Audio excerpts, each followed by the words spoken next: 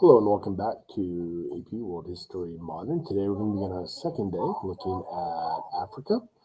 And really, we're going to be kind of using Africa as our kind of center, and then try to make some comparisons with some of the content that we've already been working with this year. All right, so our objective is explain how and why states in Africa and the Americas developed and changed over time, and we're going to be doing some claim development and support of said claims. All right. So that being said, let's get going, and we'll start today with our daily. All right. So, which civilization best completes the heading of the partial outline below? All right, so go ahead and take your moment and look at that.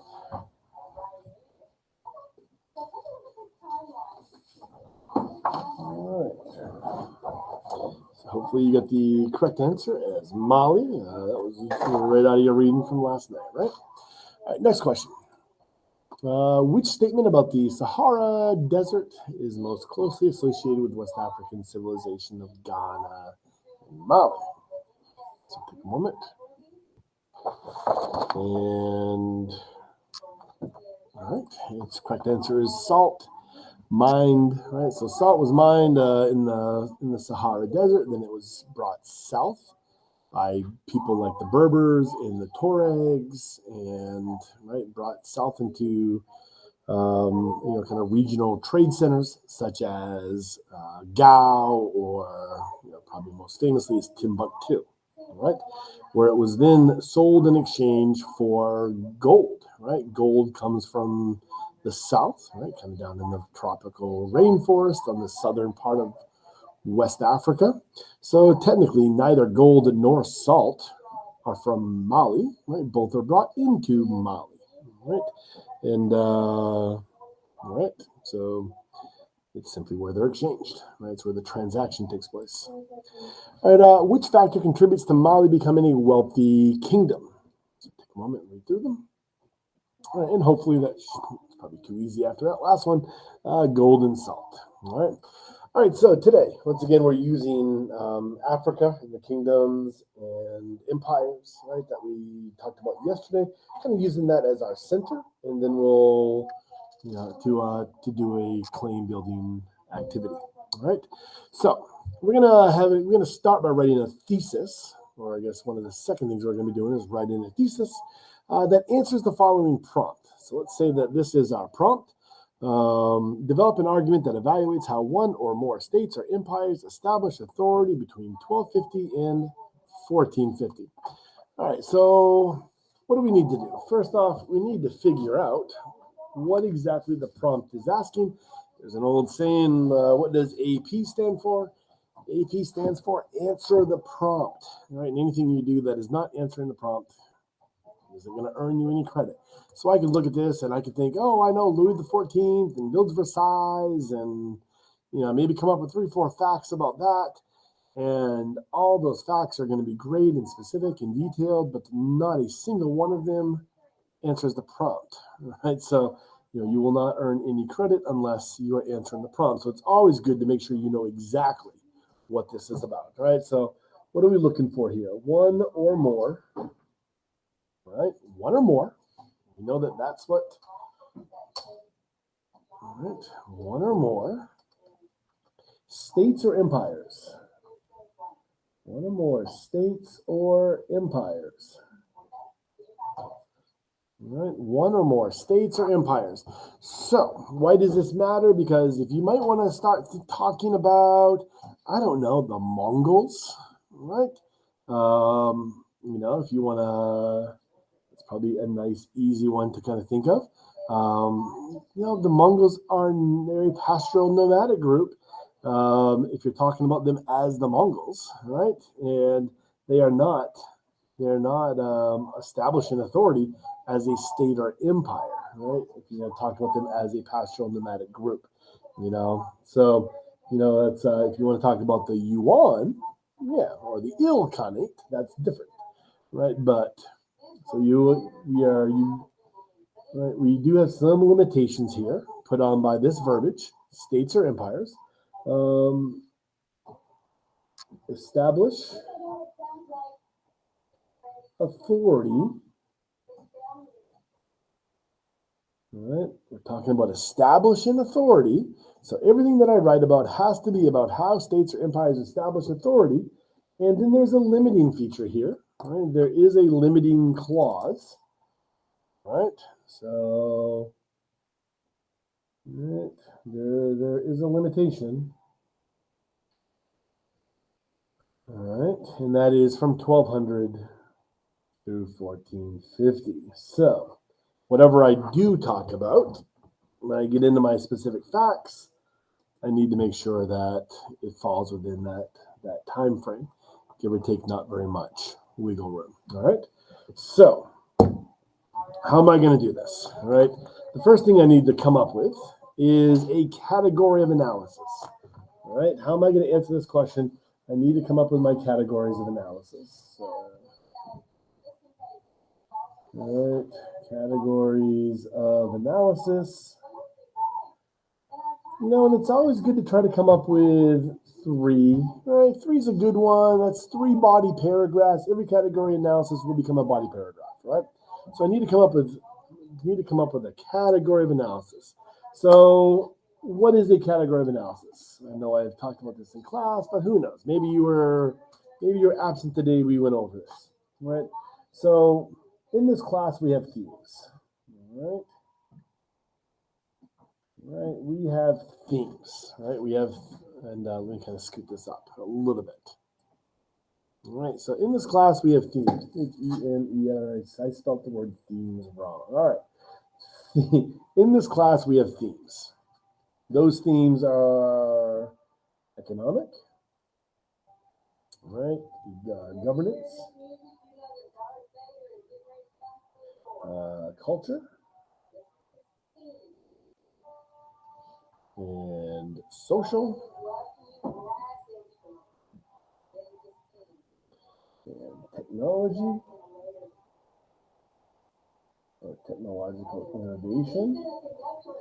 And I'm going to just slide this, if I can write this last one, human environment interaction. Right, human environment interaction. Right, so these are our themes for the course. Right, zoom this out a little bit. So these are our course themes. Right, so I am not going to use a course theme in my thesis. I'm not going to say one of the ways in which states established authority was through economic promotion, or through social means. I'm not going to use this as a way to answer this question, right? So we don't really use theme words, right? What we do is we use a category of analysis, right? And category of analysis, I like to say in class, it lives in this middle zone.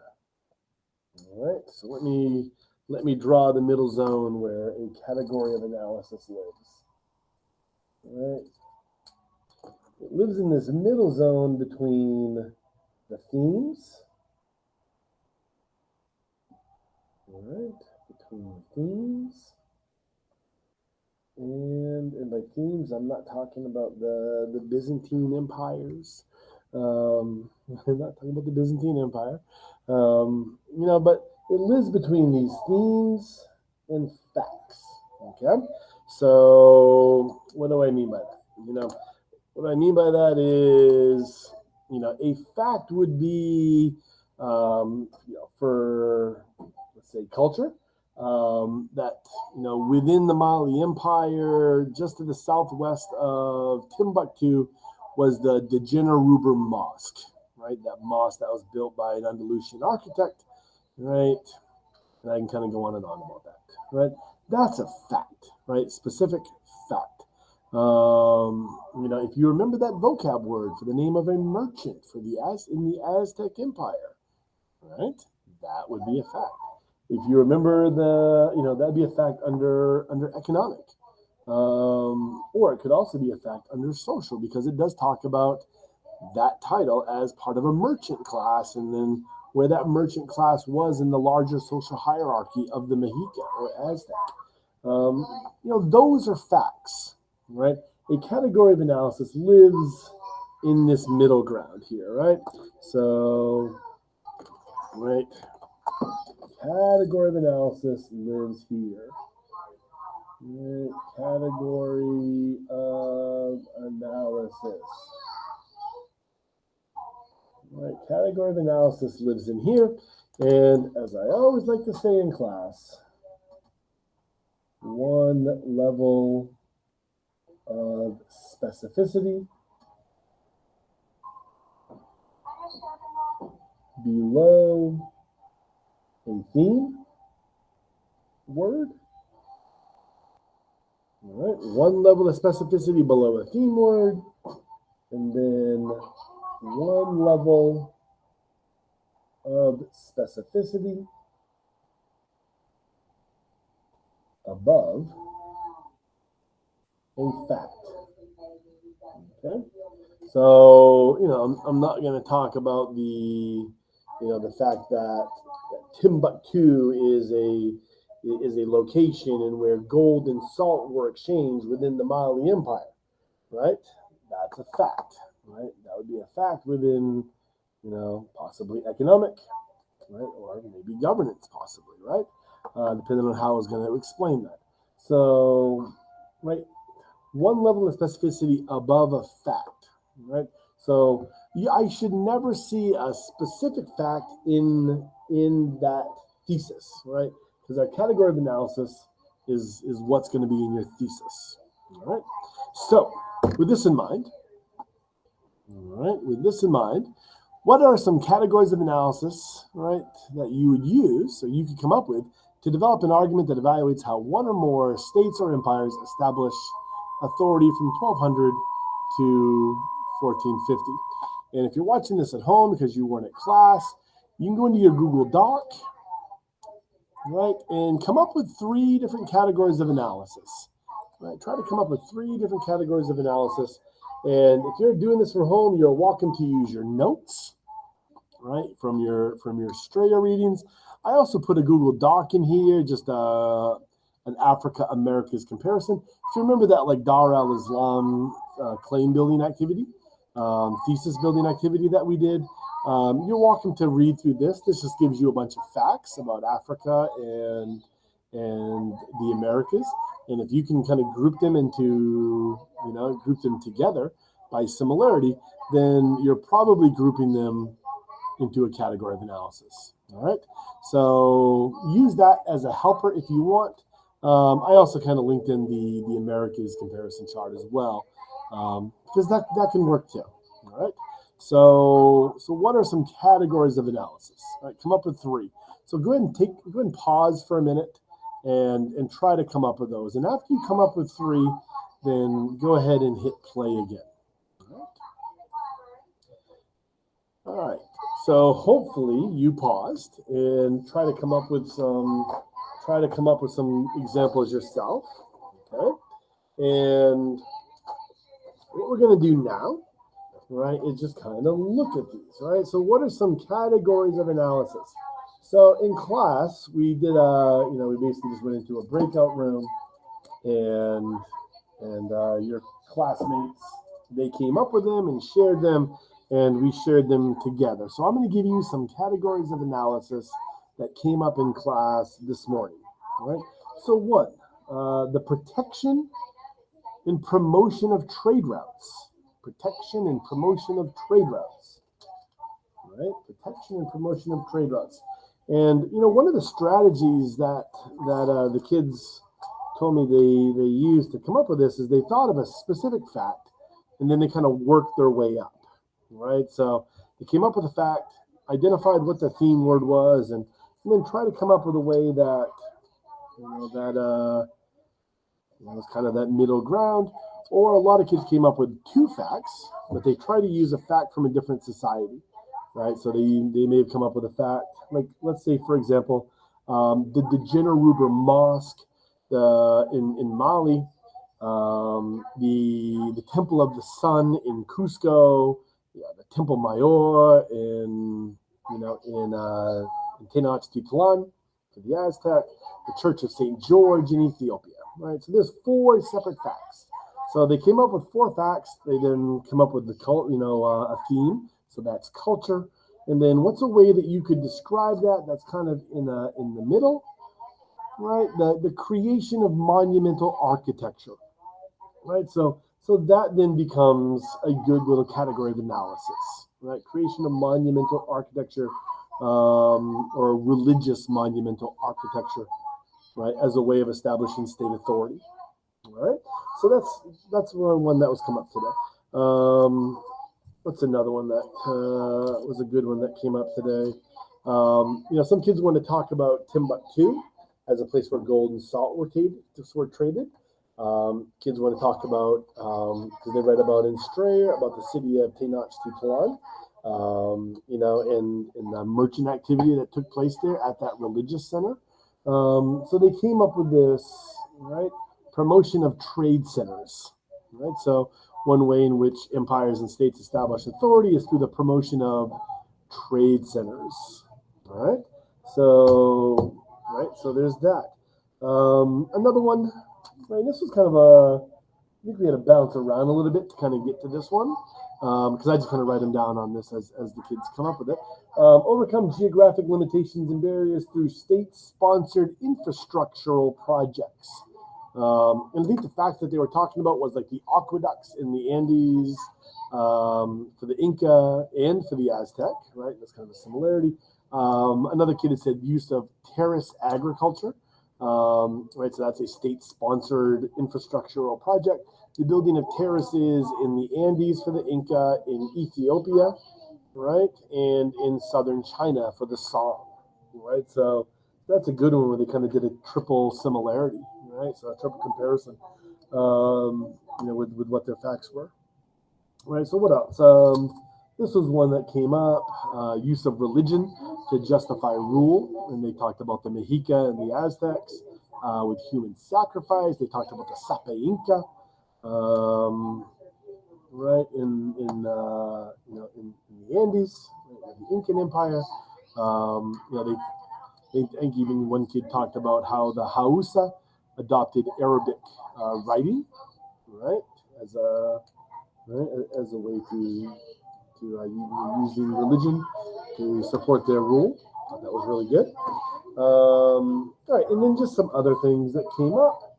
I had one kid talk about the promotion of a military class within society, and they identified their facts that they used to come up with that was the samurai in the Heian, Japan, and knights in medieval Europe, right, and the warrior class within the Mexica, right, that came up.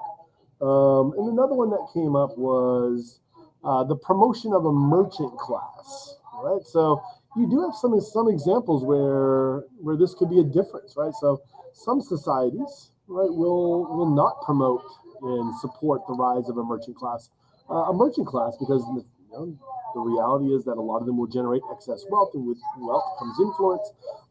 There's plenty of societies that will suppress the merchant class, but you can use that. You can use that with your Aztec example. You can talk about that with Ghana and Mali. The Swahili city-states is a really good example. You could talk about it in Malacca, right? Srivaya, right? Srivayan merchants. Gujarat in South Asia. Right? There's all kinds of good examples you could use for that. All right, so there were a couple more, but I think this is enough to get you started, right? So once so if you came up with one of those, or you think yours is strong, then that's fine. You can keep it. If you don't, then add yours to that list, right? All right, so the next thing we did in class is we took one of those categories of analysis, whatever you thought your best one was, one that you had the most facts for, and then you turned it into a complete sentence, right? Turned it into a complete sentence by applying a skill, right? So I want to see skill application here, right? So what does that mean? That means, drop that off. That means apply one of these words, all right? Apply one of these words to one of these, okay? One of these words to one of these. Now, when it comes to skill application on LEQ type prompts or DBQ type prompts, generally speaking, the prompt is pushing you towards one specific skill. However, you are allowed to use any skill that you feel comfortable with writing, right? That being said, in my most humble of opinion, I think this is heavily pushing you towards a comparison, a similarity or a difference comparison, and that simply makes it easier from a writing perspective, all right? So how could you do that, all right? So kind of already talked about this one. Yeah, maybe take this and then add it to there. Let's kind of back some of these other things off. All right. So how do you take the word similarity and then religion and the creation of monumental architecture to answer the prompt of how states and empires establish authority? How do you take that and turn that into a complete sentence? All right. So you don't need to use that one, but you're welcome to use that one, right? But turn that into a complete sentence, right? So go ahead and pause and do that, or use your own, right? Or use your own. All right. So if you paused and you did that, welcome back, right? And the last step of what we're doing today is completing this third box, right? So select one of your claims. So assuming that you wrote one here, you're welcome to write as many as you want. But assuming you wrote one here, I want to know a specific fact that would support that claim. All right. So whichever one you choose, I want a specific fact. Right now, I've given you a whole bunch during this thing. You're more than welcome to choose any of those. You're also welcome to choose anything from the chart that I provided you. I simply want to know that you can kind of match the correct fact with the claim, and this is just a practice round, all right? So this needs to be a complete sentence. These do not. This does not. I'm happy with a single bullet point fact for today's activity. All right, once you are done with that, then you're done class, okay? So just make sure you hit submit on your assignment, and just kind of make sure that's everything.